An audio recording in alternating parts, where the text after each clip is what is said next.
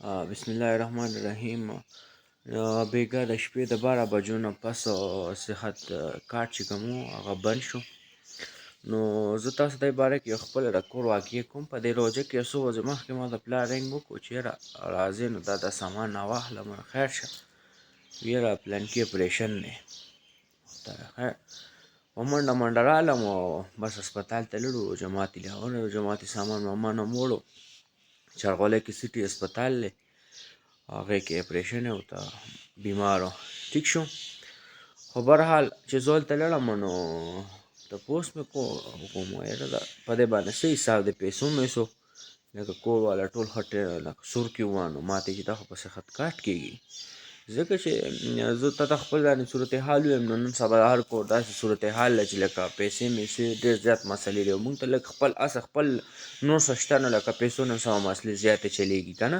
خامخا د کور کې مشر چې نه سره پیسو غم نو بیا برحال د کور یو فرد د وجې لکه ما سره هم غم و چې د پیسو به څه کېږي که نه. دومره پیسې لګي هسپتال کې د اپریشن دی.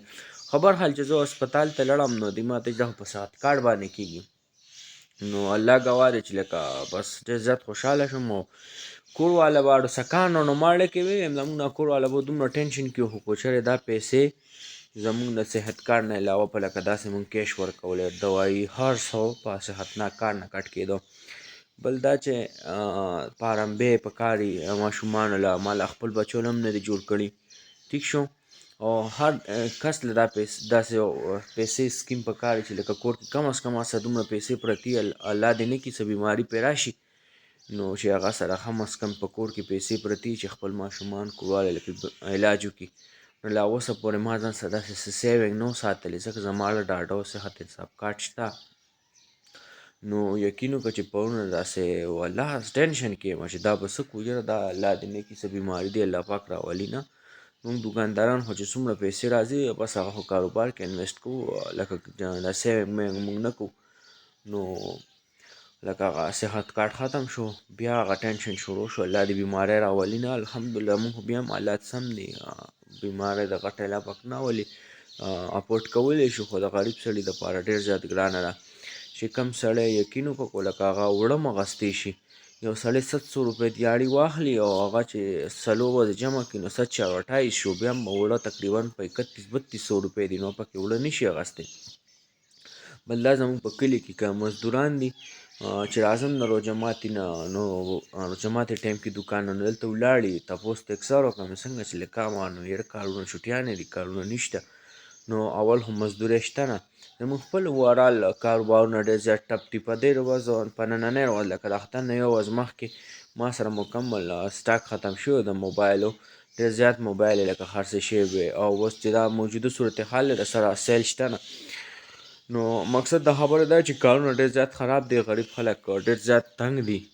خو یو ځای کې داسې خلک هم شته چې کله د عمران خان حکومت 118 روپۍ کې 152 روپۍ کې لیټر نو زموږ د خپل مین چوک یې بند کړی و علیمانو او چغې وهلې وې یاره ګراني ده ګراني ده ګراني ده. نن خاموشه دي مکمل خاموشه ناست دي. یو کار کېږي او ظلمونه کېږي یقین وکړه ډېر زیات ظلمونه کېږي. او الیکشن دی د الیکشن نه خو داسې تښتي لکه لیونی سپی چې ورپسې راغلي. خو زه وایم که نه د پښتنو کلچر دی چې یو کس ورته وي چې راځه نو بل ورته خامخا ځي.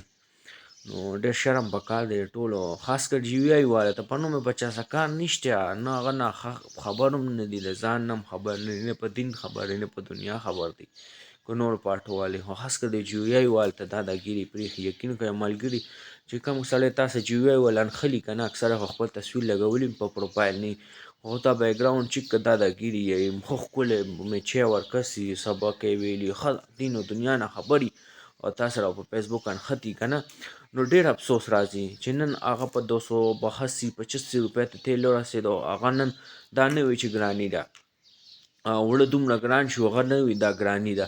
ټیک شو غریب ته روزګار ختم شو هغه دا نه وي چې ګراني ده. په ملک کې څه نه کېږي کم به انصافي کارونه کېږي خلکو سره دا دی نه وي چې ګراني ده. دا صحت انصاف کارت په هغه پې هم کېدو یاره که جی وي آی وي که این پي د هرې پارټۍ و خو لکه د هغه علاج پې فري کېدو الله دې نه کړي د غریبانو د چا هم وس نه رسېدو. دوایې پورې هر څه چې د بیډ او د هر څه پیسې به ستا د کارت نه کټ شولو بغیر د ټینشن نه زندګي وه. ډېر د افسوس خبره ده چې دې جی آی والې په ځان غلی کړی دی او ټولو خلکو له اوس څه خپل داسې څه ترتیب برابرول پکار دی ځکه چې عمران خان کوم پروګرام سټارټ کړو هغه ختم شو نو دې ځان له د خپل داسې سیوینګ وکړي الله دې نه کړي که داسې بیماري پرې راشي چې بیا حال په وخت باندې ورسره بیا پیسې وي الله دې موږ ټول اول وساتي خو برحال ډېر د افسوس خبره ده